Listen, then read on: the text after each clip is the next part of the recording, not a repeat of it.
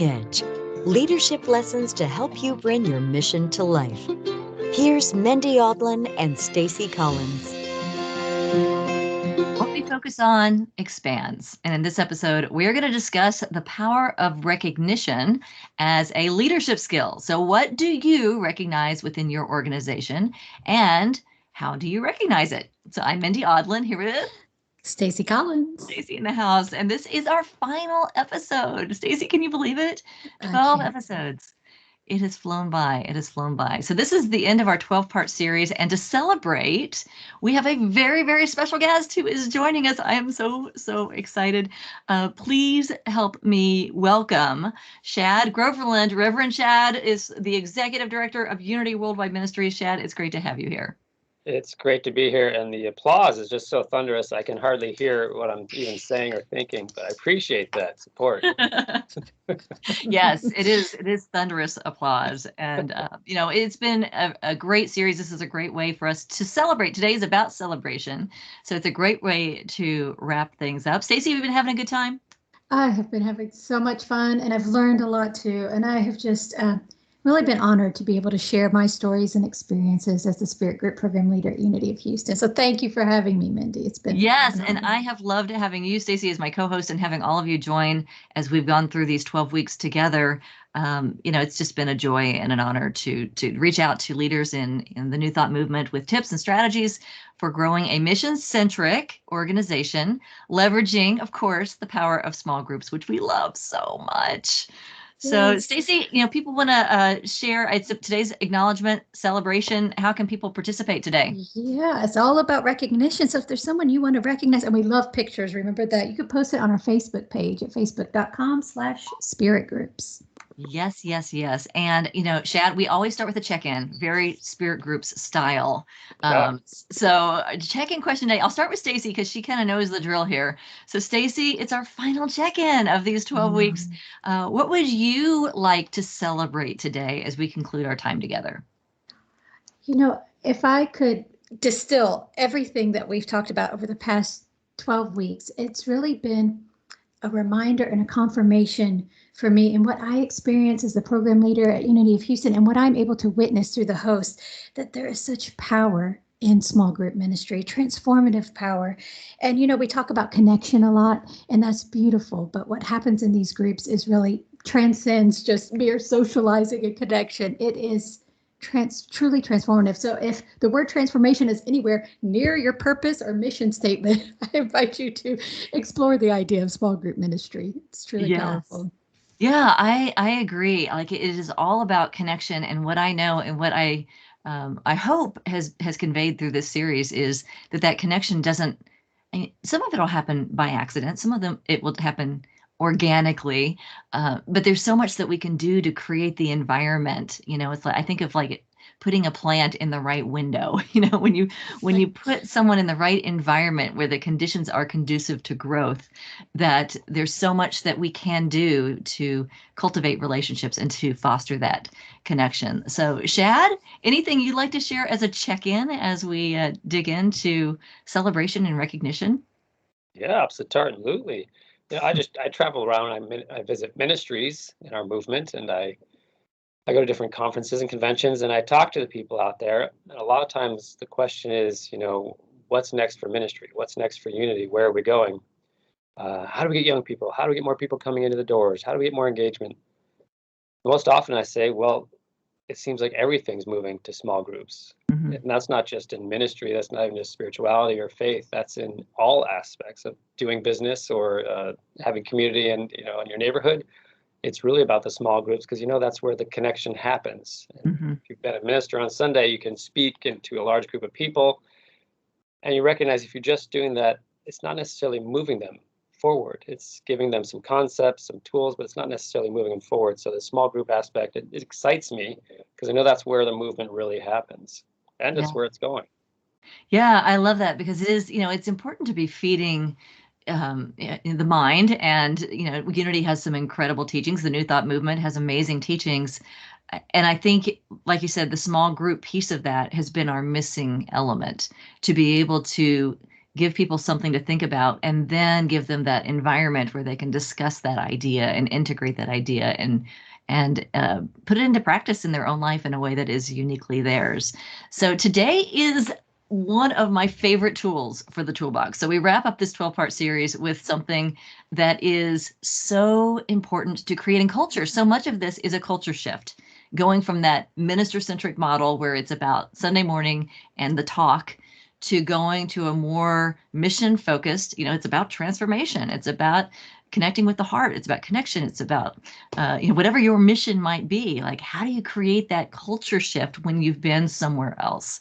So this episode is really a great tool for doing that. So we're going to be talking about celebration and recognition. And the way it works in the SpiritGroups model is we have something, we call it week 10. Now, this is going to take you back to, I don't know, what was it? Episode 3, maybe, Stacy, when we talked about the format of SpiritGroups. So we work in a 10-week series where week 0, we call it week 0. It's the first week, but we call it week 0 because it's a preview event.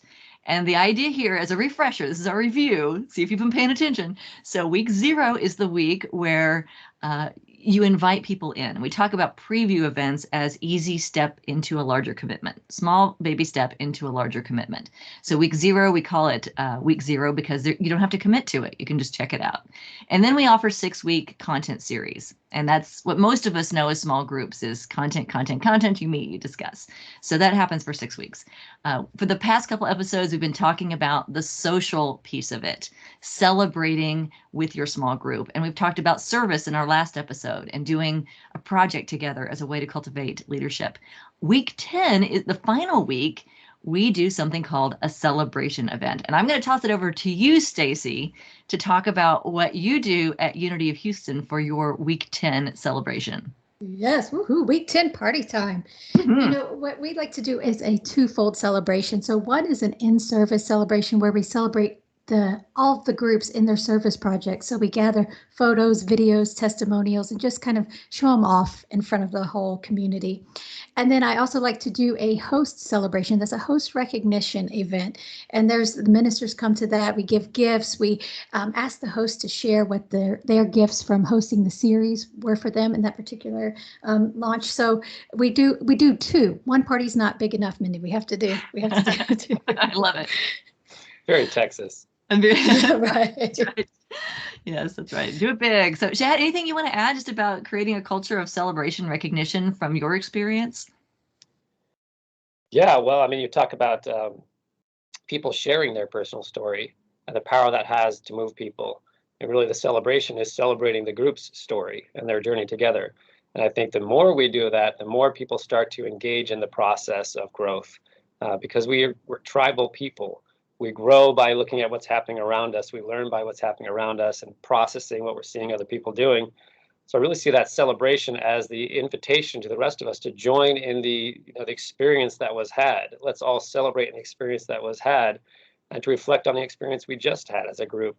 And so any group work we do, you find that the wrap up is really where you solidify the growth. Let's not just walk away and say, oh, that was great, thanks, we'll never see you again. It's really solidifying the experience we had together so that we move forward having grown and we don't just leave it behind. Yes. And when you're doing this as part of a mission-centric ministry or a mission-centric organization, your celebration events are really your opportunity to pull the pieces together for people, to let them know that if our mission is transforming lives, the celebration event is where you get to say, yes, my life has transformed in this way because of this experience together. So it's a way of bringing the mission to life. So it's not some rote PowerPoint slide or something in the bulletin that we all say together, this is our mission. It's something that is alive and expressed through our stories. So I'm going to go through some of the elements of celebration recognition. We also have a huge announcement for today. So I'm just going to tease that throughout. Stay tuned, because we have some really exciting things we want to share. But this piece about celebration recognition, first of all, Stacy, you mentioned this. Who is it for? I think it's really important because sometimes we think, I'll have a volunteer luncheon. That's what I used to do. We used to do the volunteer once a year, no matter what, once a year. But we really care about you. We really care. Yeah, it's a potluck. Bring your own food. We would do that kind of thing. We love you.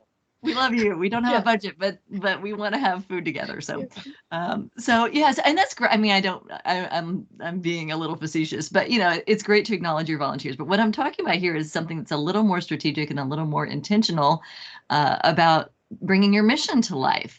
So it's great to acknowledge people privately. I mean, those one-on-one acknowledgments are fantastic.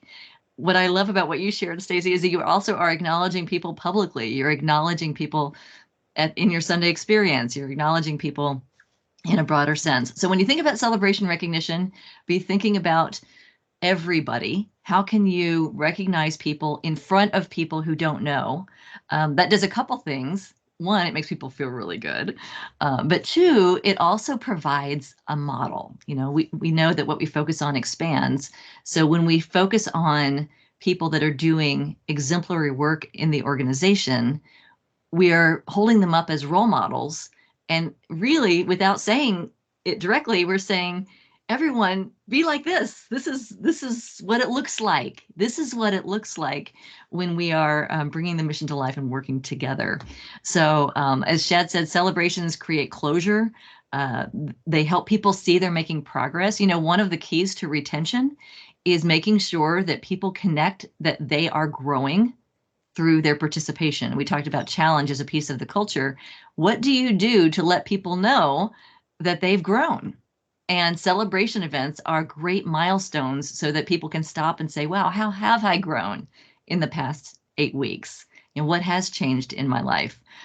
It also provides an opportunity to go to promote the next step. So when you have a closure event, and we talked about this early on in the series, whenever you have an event, you're always inviting to the next step. So as you are providing closure, I like to invite everybody to our closure parties. So the closure parties are not just for the group leaders, not just for the participants, but they are for the spouses and the kids and everybody in the congregation. Come to the party, come to the party, come to the party, so that you can see what's happening in our groups. And it's not just a celebration of what's come, it's a paving the way for what's to be. So I'll throw it out to you all in case you want to share on any of those ideas. What does it look like in your ministry, or what are you seeing in the movement? Stacey, you have anything you want to add? Well, what I love about the idea of this public acknowledgement and public celebration, because for those people too that are maybe sitting on the fence about being a part of a group and they're not sure what it's about, they are able to see what is happening, and something will likely resonate with them when you have all the different groups sharing the service projects that have come out of it. Some people aren't even aware of how all the groups are in service out in the community, and it's just it's uplifting, and I think it's engaging in a way that a mere announcement, hey, you should join a group because we said so, isn't going to do. This actually opening people's hearts to the possibility of them joining. When I look at this process, you're creating buy-in in the culture. If people don't see it in front of them repetitiously and repetition, it doesn't really exist. It's just a thing that's off to the side. If we want something to be a part of the culture, you have to see it consistently and you have to see it working, and it has to be in front of you. I have ministries say, how do we get more youth into our ministry? Or we have no youth. I say, do you ever show your youth? Are they ever in front of your congregation? Do people know they exist when you do have them? We don't necessarily make this connection between, if we want it to be a part of our energetic experience, we have to see it. I've even talked to ministries. I said, find a ministry who has youth and invite them to come volunteer on a Sunday so your ministry starts to see youth. Pay them if you have to, but get some youthful energy into that room. It's the same thing with the group work. If we're going to have it, you have to see that it's a part of the culture. And it's a statement that this is what we do. It's not something we're trying. It's not something that we, checked out. It's something we do. So it's going to be in front of you. And it's going to keep coming in front of you until you understand, oh, this is our culture. This is a part of what I do as well. Instead of, if you have that distance where it's, well, there's group work going on, but I never see those groups. I never hear about those groups. It's always bringing it in front, so you get that buy-in. The whole community goes, this is what we do. I think that's such a powerful opportunity to say, this is what we do. Yeah. Well, and it's the power of really having a consistent strategy. So with spirit groups, there are always groups going. There's always something going on. And what's nice about that is when you have this celebration and then you say, hey, if this sounded like, well, you missed the boat because you weren't in a small group, good news. We're about to do it again. We're about to do it again. Hey, who wants to host a group for the next time? And you can recruit your new hosts. And who wasn't in a group that wants to join? And by the way, if you were in a group and maybe you want to check out somebody else's group, you just get a sense of the flavor of what's going on in other groups as well. So it gives people who want to meet a lot of people, and your millennials do. It's certain generations. The boomers tend to find a group and stick with it, but the millennials, they like to bounce around. They like to meet everybody. So it gives people opportunities to do it the way they want to do it. You can repeat and go with the same group. But you're right, Chad. It does create this system where it's like, now I know what that was like, so I can tell my friends this thing was awesome and we're going to do it again. And it also, for leadership, it makes it so much easier, because what I see so often in the field is we're trying so many different things. We're trying, let's try doing the choir thing, or the Broadway musical, or the whatever we're doing as a special event, special workshop, special speaker, special. And there's no consistency in it. So we've put all this energy into creating this event to see if it works. And then we may not have anything on the back end of that to do again. So in terms of just ease, if you can get it started, if you can invest in getting it started and invest the mindset of this is what we do as a cultural shift, it does get easier. Well, I think you've probably seen this way more, and I'd ask you, what do you think the fall off period is when people, they say we're going to do this, but they're not 100% in? Oh yeah. And you kind of know eventually it's just going to fall away unless it's, if they don't have the this is what we do mindset, it's this is something we're going to try. Well, then it's almost like, well, don't even bother. Yeah. I will tell you exactly what it looks like. This is exactly what it looks like, Shad. So it looks like, here comes fall. We're going to try out this thing. And that's the first mindset red flag. We're going to try out this thing. And so they come in and they do the work and they launch in the fall. And it's like, oh my gosh, people love it. It's amazing. It's fabulous. It's so wonderful. And then here comes winter. And they've never done small groups in winter, but our winter season starts in January. And usually these churches have done small group series in the fall before. So Spirit Groups is sort of a new way of framing something they've kind of already done before. And so they have great success in the fall. And then they come into January. And in January, the enrollments aren't the same as they were in the fall. And they never are. Very seldom are they. Fall is usually your peak season. But what will happen with that mindset of we're going to try it out is when they get to January and they're expecting it to be fall and then some, and it's not, then they're out. They get scared and look, it doesn't work. And here's the evidence, it doesn't work. And they bail out. And then the same thing happens, they might keep going in the winter, but then here comes Easter, next group series starts after Easter. And that tends to not be as strong either. It's like, then you have summer and it just, if you don't have something consistent in place, and if you don't have that mindset that this is our culture, this is what we do, it's real easy to let it slide in the summer. And then the next fall, it just doesn't happen again. So know that it's a whole year cycle. And if you know in advance, like this is a cycle that takes place over the course of a year. And that's why when we do training for leaders, it is a year-long program so that you can learn the entire year and have colleagues that are saying, okay, that thing that's freaking you out right now, totally normal. Don't worry about it. It's like, when you see attendance start to drop and you're like, oh my gosh, what are we doing? What are we doing? And what do we need to change? What do we need to change? And sometimes it's like, well, it's summer and, it's nice outside. So breathe. It's going to be okay. I see a chart forming in my head. Do you have a little chart you like to show people? You're like, this is where it goes up, and this is where it comes down. And it's just they can start to get that in their head. Yeah, well, there is a correlation between weather and church attendance. You know that, right? Across the country. So in cities or places where there's more sunshine, where there's more mountains, where there's more by the seashore, it's like there's less people attending churches across the board. Where are people going to church? In the Midwest, in places where on Sunday morning there's not as much competition for things to do.